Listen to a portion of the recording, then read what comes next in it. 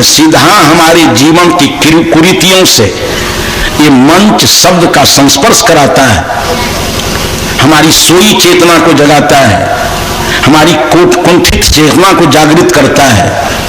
ज्ञान यज्ञ सबसे बड़ा यज्ञ। हजार द्रव्य यज्ञ एक तरफ है, एक सत्संग सद्ज्ञान यज्ञ एक तरफ है, उसकी तुलना में नहीं आ सकता है। आज तक जितने लोगों का सुधार हुआ है ज्ञान यज्ञ से हुआ है। द्रव्य यज्ञ से अंगुलीमाल का सुधार नहीं हुआ, द्रव्य यज्ञ से वाल्मीकि रत्नाकर का सुधार नहीं हुआ, द्रव्य यज्ञ से हजारों हजार आज शराबखोर मांसखोर अनैतिक कर्म करने वाले का सुधार नहीं हुआ। ज्ञान यज्ञ में आकर के कठिन से कठिन लोग रूपांतरित हो रहे हैं। तो सत्संग से सद्बुद्धि आती है और सद्बुद्धि के गर्भ से विवेक जन्म लेता है। और जब सत्य क्या है असत्य क्या है इसका विभाजन विवेक कर देता है तो वैराग्य पैदा होता है, जो गलत से बच बच करके सही की तरफ चलने के दृढ़ संकल्प ले लेता है। जिस दिन मनुष्य सारे गलत चिंतन से, वचन से, आचरण से बच बच करके सही चिंतन, सही वचन, सही आचरण की तरफ चलेगा, उसकी दुर्गति क्यों होगी? उसके द्वारा, उसके व्यवहार से समाज में आतंक क्यों फैलेगा?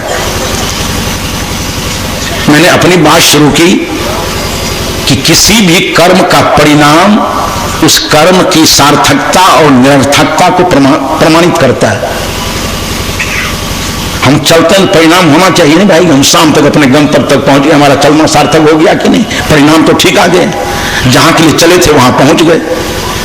भोजन किए, हमारे भोजन करने की क्रिया सार्थक कब हुई? जब हमको तृप्ति मिल गई। पढ़े, IAS IPS बन गए, परिणाम सार्थक हो गया, हमारा कर्म को सार्थक बना दिया।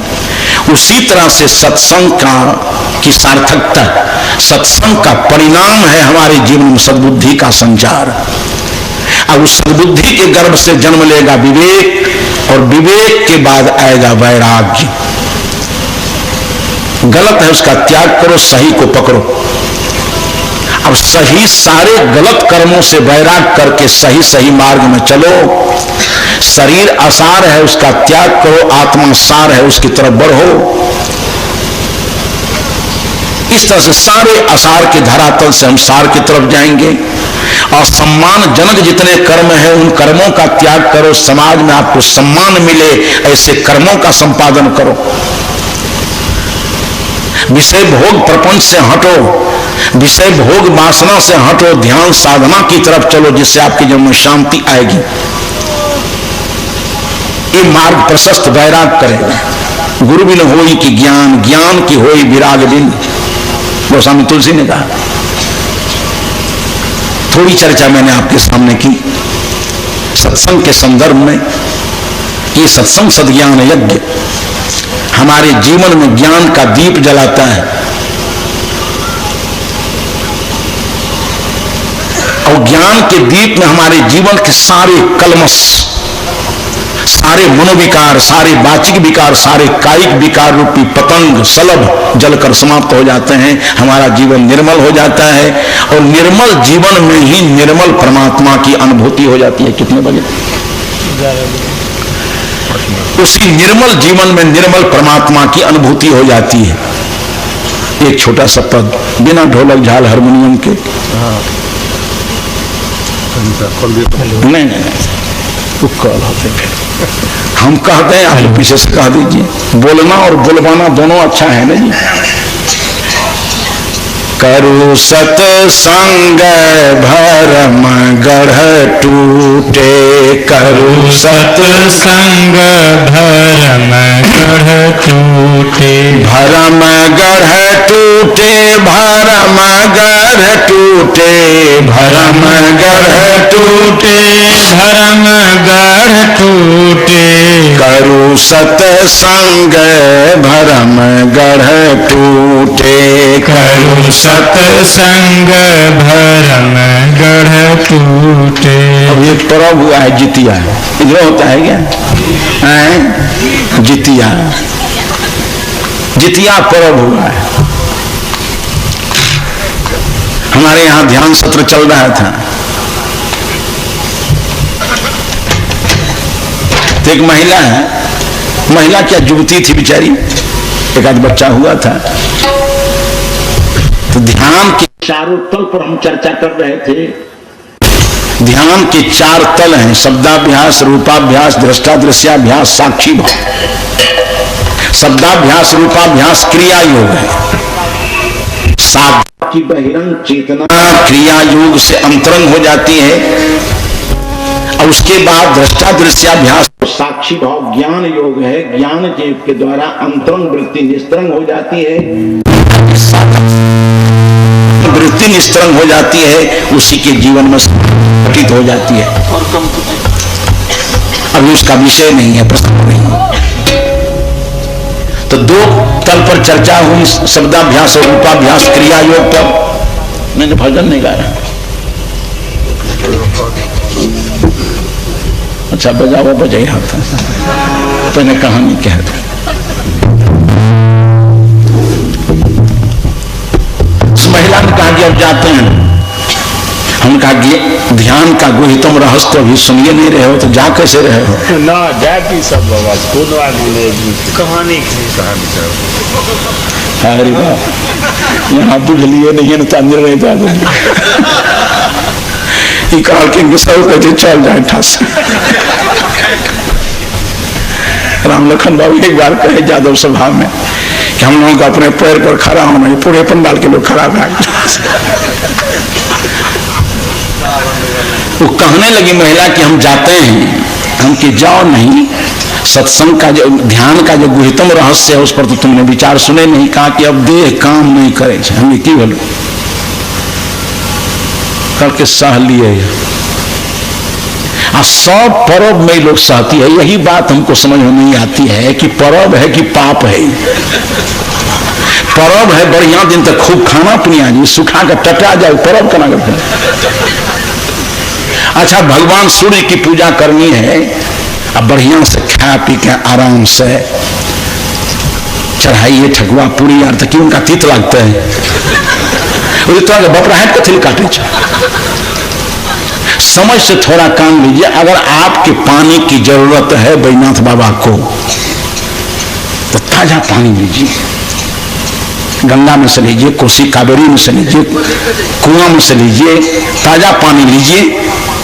और कोई तेज सवारी से दौड़ करके जाइए, तो ताजा पानी तो विशेष में फायदा करते हैं उनका। इस समझ के अभाव में लिया बेचारा बहना गया सुल्तानगंज। अब कोई पैसेंजर बम जा रहा है तो कोई डाक बम जा रहा है, और जो सबसे ढहले है वो पेटकुनिया बम जा रहा है।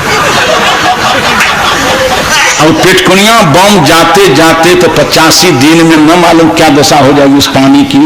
कल हो देख ली लोग कहा, अरे सूर्य की पूजा कर रहो और सड़क के किनारे ढनमने आज चल जाए, लकड़ी खींच दे, फिर सुते। भले आदमी।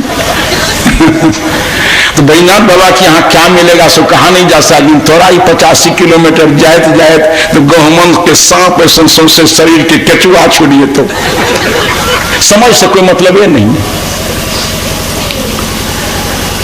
उस महिला को हमने कहा कि सहती क्यों? कहा जितिया करते हैं। हम कहा जितिया क्या है? तब चुप भाग करके से नहीं जाने छिकी जितिया हम बपराहट कथिल काटे छे। ये हो पता नहीं है कि जितिया गिरगिट है कि बिटगो है। सह गई तो एक महिला बगल में थी, उसने कहा सरकारी एक बेटी छेकड़ा, जहाँ समझ से बात कीजिए, वैज्ञानिक युग है, समझ का युग है।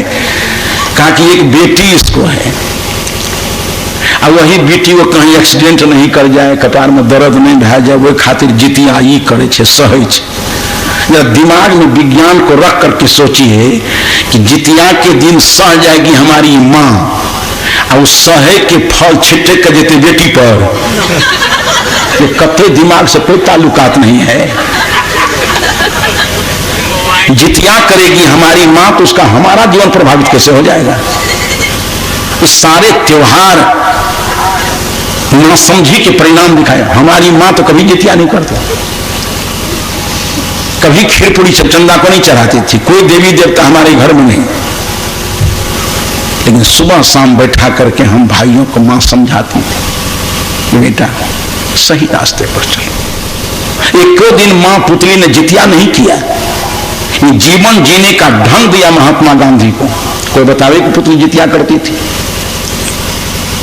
हमारी मां जितिया नहीं करती थी, मैं साधु जीवन में चला आया।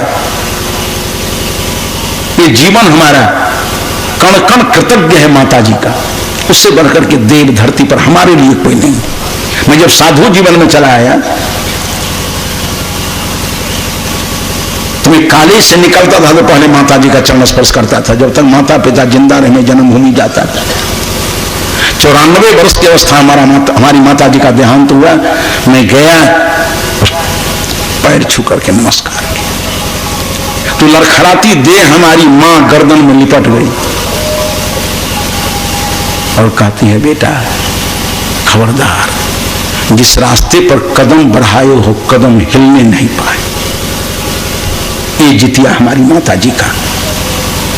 जिस साधुता के मार्ग में कदम बढ़ाए हो बेटा, सावधानी से चलना, कदम हिलने नहीं पाए। आज दुनिया में ये बात कहने वाला कोई नहीं है। ये हमारी मां का जितिया पर्व कि बेटे सही रास्ते से चलें, सही बोलें, सही करें, सही खाएं। अगर आपने जितिया पर्व किया, बेटे को जीने का ढंग नहीं दिया, तो एक मां जितिया कर रही है और बेटा को जीने का ढंग नहीं है। वो शराब पी करके चौराहा पर ऐसे ऐसे कर रहा है, गिर गया, मां जितिया कर रही है, कनपट्टी बदन टरक चल गए। हम कि तुम जितिया करे तो रहू गए। समझ से काम लीजिए, अपने बच्चों के अंदर जीने का ढंग पैदा कीजिए। जितिया पर्व वहू में सहजा, छठ वहू में सहजा। ये तो पंडित के लपेट में इतना है नहीं लोग कि अब इन लोगों को एक दिन खाने के लिए समय नहीं मिलेगा। पंडितों का कर्मकांड दुइये पर जिंदा है, महिला पर, मारवाड़ी पर। वो करो अक्कल सकते मतलब नहीं। आई पंडित के कर्मकांड में इतना चिपट गई है तो सोमवारी तो करती ही थी, मंगलवारी, बुधवारी, गुरुवारी, आई 100 बारी खत्म हुआ था, आजकल शुरू हुआ है केलवारी। कौन कौन धंधा करेगी ये लोग? ये कर्मकांड की जटिलता, ये सारे कर्मकांड की जटिलता से आप लोग ऊपर चाहते हो तो करो सतसंग भरम गढ़ टूटे, करो सतसंग भरम गढ़ टूटे, भरम गढ़ टूटे, भरम गढ़ करो सतसंग भरम गढ़ टूटे, करो सतसंग। भरम जाएगा जरा माताओं को। हम कहते हैं कि पत्नी के लिए पति देव है, पुत्र के लिए माता पिता देव है, और जिज्ञासु साधक के लिए गुरु देव है। अतरा जब कहे चुना है पति देव का ना कहते, बोर के गाछ है नहीं हो, बोर के गाछ इसके मती भरम भाग ले। वो पीपल के पास कौन, आम कटहल के पास कौन, जंगल में खोजते खोजते बोर गाछ लिगा गेली सब। इनकार के मती भरम भागले कि विवाह के मंडप पर ई बोर रहे कि या गाछे रहे शायद। अब झुंड के झुंड हम दरभंगा से आ रहे हैं कि क्या हो रहा है, तो कौन बट सावित्री क्या है। अब वो बोर के गाछ लिगा, यथेक सूत लपेट लगे रहे कि बढ़िया से निकाले तो एक जोड़ धोजी तही करती है। कितना करगल भक्ति लोग बोर के गाछ या कोई चौका लग गए है, वो बोर के गाछ का आरती दिखावे। मजा तो हमरा तब यार के टबरा पंखा हम कर रहे हैं।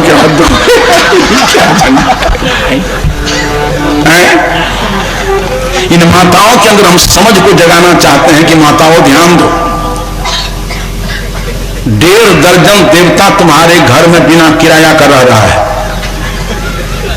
चाहे गायत्री हो, गहील हो, परमेश्वरी हो, किराया दे जाओ, बिना किराया का 1.5 दर्जन देवता घर में निवास कर रहा है। उसका अर्चन बंदन पूजन कर रही हो। एक पति का राम नाम सत्य हो जाए तो 1.5 दर्जन देवता विधवा होने से बचा लेगा। जी कहो ठीक से।